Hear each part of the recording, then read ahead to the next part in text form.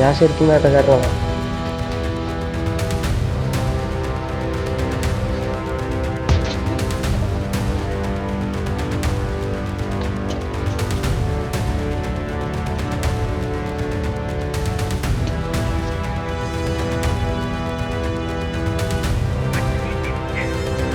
വരികളിലൂടെ വിപ്ലവം തീർത്ത കവി, കേട്ടാൽ അസഹിഷ്ണുത മണക്കുന്ന വാക്കുകളെ കൂരമ്പുകളാക്കി ഒരു തലമുറയ്ക്ക് മുഴുവൻ ചൊല്ലിക്കൊടുത്ത ഗായകൻ, പച്ചയായി കറുപ്പിന്റെയും ദളിതന്റെയും രാഷ്ട്രീയത്തെ റാപ്പിന്റെ ചരടിൽ തുന്നിക്കെട്ടി കേരളത്തെ ആവേശ കടലിലാഴ്ത്തിയ റാപ്പർ വേടൻ.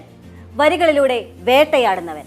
ഇന്നലെ വരെ വേടൻ എന്ന റാപ്പറിന് സമൂഹം കൽപ്പിച്ചു നൽകിയ വിശേഷണങ്ങളായിരുന്നു ഇവ. എന്നാൽ ഇന്നിപ്പോൾ വാർത്തകളിൽ നിറയുന്ന വേടൻ മറ്റൊന്നാണ്. കഞ്ചാവ് കേസിൽ പ്രതി, പുലിനഖം കൈവശം വച്ചതിന്റെ പേരിൽ വനം വകുപ്പെടുത്ത കേസിലെയും പ്രതി, ആയുധങ്ങൾ കൈവശം വച്ചതിന് ചുമത്താനിരുന്ന കേസ് വേറെ. കേസ് വന്നതോടെ സമൂഹ മാധ്യമങ്ങളിലെ സാഹചര്യം പൂർണ്ണമായും കീഴ്മേൽ മറിഞ്ഞു. വാർത്ത പരന്നതോടെ സമൂഹ മാധ്യമങ്ങളിലും അടക്കം ആശയങ്ങളും രണ്ട് തട്ടിലായി. വാദങ്ങളും മറുവാദങ്ങളും ആകാശത്തോളം ഉയർന്നു നിൽക്കുന്നു. ഇവനെല്ലാം എന്തെങ്കിലും എഴുതണമെങ്കിൽ ലഹരിയുടെ കൂട്ട് വേണമെന്ന് ഒരു കൂട്ടർ പച്ചയായി തുറന്നടിക്കുന്നു. തുടുങ്കിലടച്ചാലും പറയാൻ ബാക്കി വെച്ച രാഷ്ട്രീയം പറയാൻ വേടൻ പൂർവാധികം ശക്തിയോടെ തിരിച്ചു വരുമെന്ന് മറുവശവും പറയുന്നു. സിന്തറ്റിക് ഡ്രഗ്സിനെതിരെ പ്രചരണം നടത്തിയ വേടൻ തന്നെ ലഹരി ഉപയോഗിക്കുന്നു. ഇത് ശരിയോ എന്ന് ഒരു പക്ഷം. അങ്ങനെ ചോദ്യങ്ങൾ കൊഴുക്കുമ്പോൾ ആശങ്കകളും നിറയുന്നു. ഏത് ശരി, ഏത് തെറ്റ്?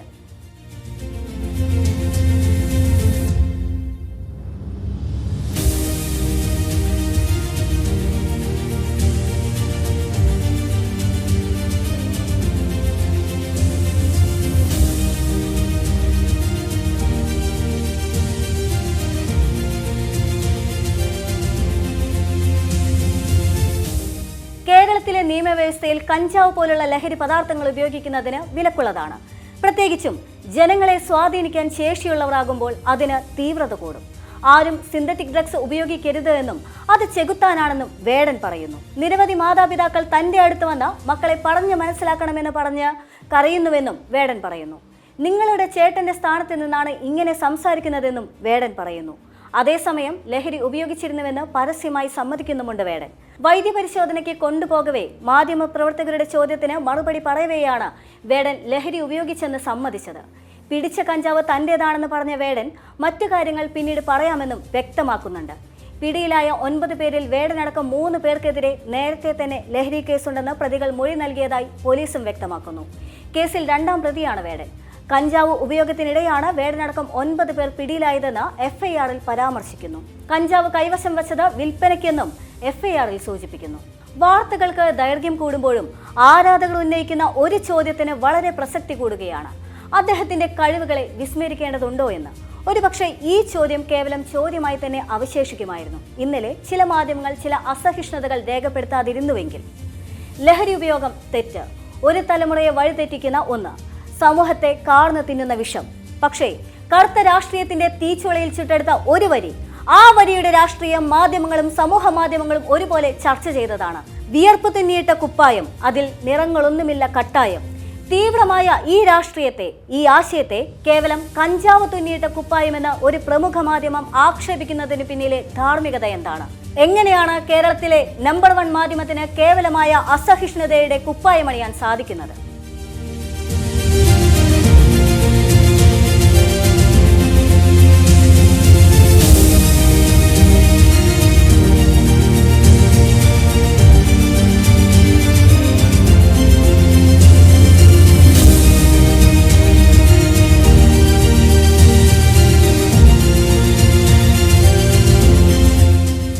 അതേസമയം സമൂഹ മാധ്യമങ്ങളിൽ ശ്രദ്ധേയമായ ചില കുറിപ്പുകൾ പരിശോധിക്കാം. കഞ്ചാവ് കേസിൽ പിടിയിലായ റാപ്പർ വേടന് പിന്തുണയുമായി നടിയും സോഷ്യൽ മീഡിയ ഇൻഫ്ലുവൻസറുമായ ലാലി PM-ന്റെ കുറിപ്പാണ് ആദ്യം പരിശോധിക്കുന്നത്. ഞാൻ വേടനൊപ്പമാണ്. ആ 5 ഗ്രാം കഞ്ചാവല്ല അവനെ നിർണ്ണയിക്കുന്നത്. അവൻ പാടിയ 10,000 ടൺ പ്രഹരശേഷിയുള്ള റാപ്പുകളാണ്. അത് കേട്ടുപൊള്ളിയ സവർണ തമ്പുരാക്കന്മാരാണ് സോഷ്യൽ മീഡിയയിൽ ഇപ്പോൾ തട്ടഹസിച്ചുകൊണ്ടിരിക്കുന്നത്. എന്നാൽ CPM നേതാവായ കുഞ്ഞിക്കണ്ണൻ ഈ വിഷയത്തെ പരാമർശിക്കുന്നത് ഇങ്ങനെയാണ്: കഞ്ചാവും കള്ളും ഒന്നും അടിച്ച് നടക്കുന്നതിനോട് തെല്ലും യോജിപ്പില്ല. പക്ഷേ ഒരാൾ കഞ്ചാവ് അടിക്കുന്നുവെന്ന് വരുത്തി അയാളുടെ രാഷ്ട്രീയത്തെയും നിലപാടുകളെയും അപ്രസക്തമാക്കി കളയുന്നത് അത്ര ശരിയായ രീതിയല്ല. ജോൺ എബ്രഹാമും കഞ്ചാവും കള്ളുമെല്ലാം അടിച്ചിരുന്നു. അതുകൊണ്ട് ജോൺ തന്റെ സിനിമകളിലൂടെ മുന്നോട്ട് വെച്ച രാഷ്ട്രീയത്തെയും ജനകീയമായ സൗന്ദര്യബോധത്തെയും ആർക്കെങ്കിലും തള്ളിക്കളയാനാകുമോ? സഹസ്രാബ്ദങ്ങളായി നിശബ്ദരാക്കപ്പെട്ടവരെയും അടിച്ചമർത്തപ്പെട്ടവരുമായ മനുഷ്യരുടെയും ശബ്ദമാകുന്നവരെ കുറ്റവാളികളാക്കി വേട്ടയാടുന്നത് വർണ്ണവംശമഹിമയിൽ അധിഷ്ഠിതമായ വ്യവസ്ഥകളുടെ ക്രൂര വിനോദം കൂടിയാണ്.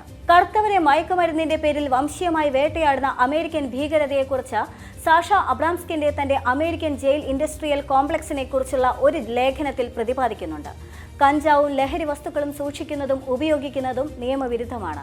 നിയമാനുസൃതമായി അതിനെ നിയമപാലന ഉത്തരവാദിത്തമുള്ളവർ കർശനമായി തന്നെ നേരിടട്ടെ. പക്ഷേ അതിന്റെ പേരിൽ ഒരു തരത്തിലുള്ള വംശീയ അധിക്ഷേപവും അനുവദനീയമല്ല. വേടനെതിരെ ഉയർന്നുവരുന്ന അധിക്ഷേപങ്ങൾക്കും വിദ്വേഷ പ്രചരണങ്ങൾക്കുമെതിരെ CPMന്റെ കോഴിക്കോട് ജില്ലാ കമ്മിറ്റി അംഗമായ KT കുഞ്ഞിക്കണ്ണന്റെ വാക്കുകളായിരുന്നു ഇവ. തൃശൂർ സ്വദേശിയായ ഹിരൺദാസ് മുരളി തന്റെ കറുത്ത ശരീരത്തെ നോക്കി കൂട്ടുകാർ വേടൻ എന്ന് കളിയാക്കി വിളിച്ചപ്പോൾ ആ പേരിനെ തന്നെ സ്വീകരിച്ച് ഇന്ന് വേടൻ എന്ന റാപ്പറായി മാറി. സവർണതയോട് റാപ്പിലൂടെ കലഹിച്ചു.